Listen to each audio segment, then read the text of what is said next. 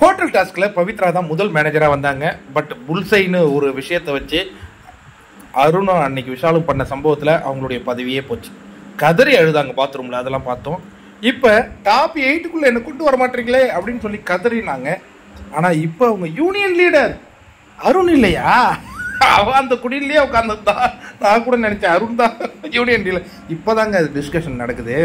இப்போ வந்து பவித்ராவை யூனியன் லீடராக நியமிச்சிருக்காங்கங்க தொழிலாளர்கள்.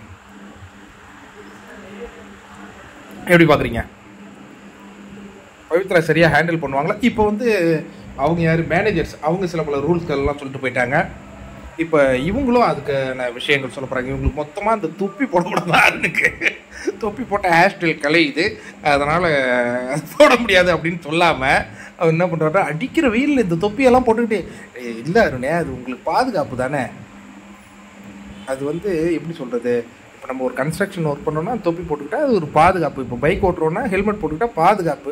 எனக்கு முடி கொட்டும் முடி களையும் அப்படின்னா அது நம்ம போய் சேர வேண்டியதான், அது ஒரு பாதுகாப்பு. நீங்கள் இது ஏன்னா நீங்கள் நிறைய கருத்தாக பேசுகிறீங்க, அதில் இதையும் சேர்த்துங்க.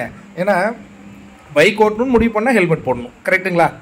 அதேமாரி இப்போ நம்ம வந்து நமக்கு இந்த லேபர் ஜாப் கொடுத்துருக்காங்கன்னா அதுக்கு வந்து அந்த ஹெல்மெட் போட்டுக்கிறது தப்பு இல்லை. பட் அவருக்கு பிடிக்கலை, அதை வந்து யூனியன் லீடர்கிட்ட சொல்லிட்டார், இதை நீங்கள் வலியுறுத்தி ஆக வேண்டும் அப்படின்ட்டு. சரி, யூனியன் லீடர் பவித்ரா எப்படி செயல்பட போகிறாங்கன்னு பொறுத்து இருந்து பார்ப்போம்.